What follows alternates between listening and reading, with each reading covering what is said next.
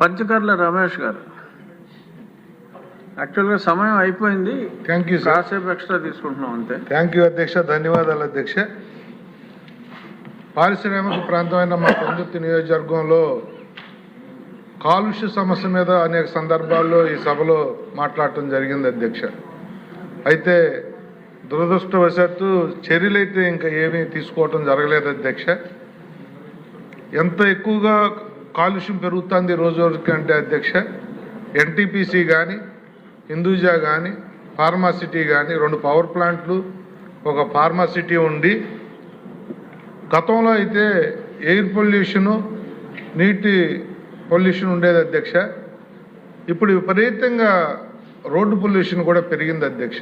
ఈ పరిశ్రమలకు వెళ్ళే లారీల వల్ల మెయిన్ రోడ్డు మీద నగరం మధ్యలోంచి పరవాడ హెడ్ క్వార్టర్, పరవాడ మండలం, పరవాడ నుంచి కానీ లంకెలపాలెం హైవే నుంచి కానీ విపరీతమైన లోడుతో, ఓవర్లోడ్తో 70-80 టన్నుతో ఒక్కొక్క లారీ వెళ్తూ రోడ్లు బాగోని నేపథ్యంలో ఒక గతుకులో ఆ లారీ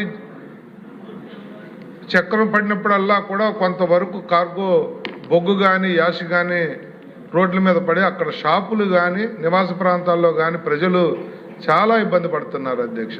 దయచేసి మీ ద్వారా ప్రభుత్వాన్ని కోరుతా ఉన్నాను, వీళ్ళకి సపరేటు 40 కోట్లు ఖర్చు పెడితే ఈ పరిశ్రమలు సపరేట్గా నగరం మధ్యలోంచి కాకుండా పరవాడ లంకెలపాలెం అనే సిటీ మధ్య నుంచి కాకుండా సపరేట్ రోడ్డు కూడా ఫామ్ చేసుకోవచ్చు అధ్యక్ష. ప్రభుత్వం పూనుకుని వాళ్ళతో ఆ కార్యక్రమం చేయిస్తే 50% పొల్యూషన్ తగ్గుద్ది అధ్యక్ష.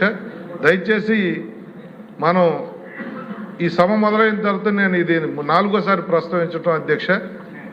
ఈ 0 వరకు కూడా చర్యలు తీసుకుంటున్నారు అని ప్రజలు అనుకునే విధంగా దయచేసి చర్యలు తీసుకోమని మిమ్మల్ని కోరుతున్నాను అధ్యక్ష.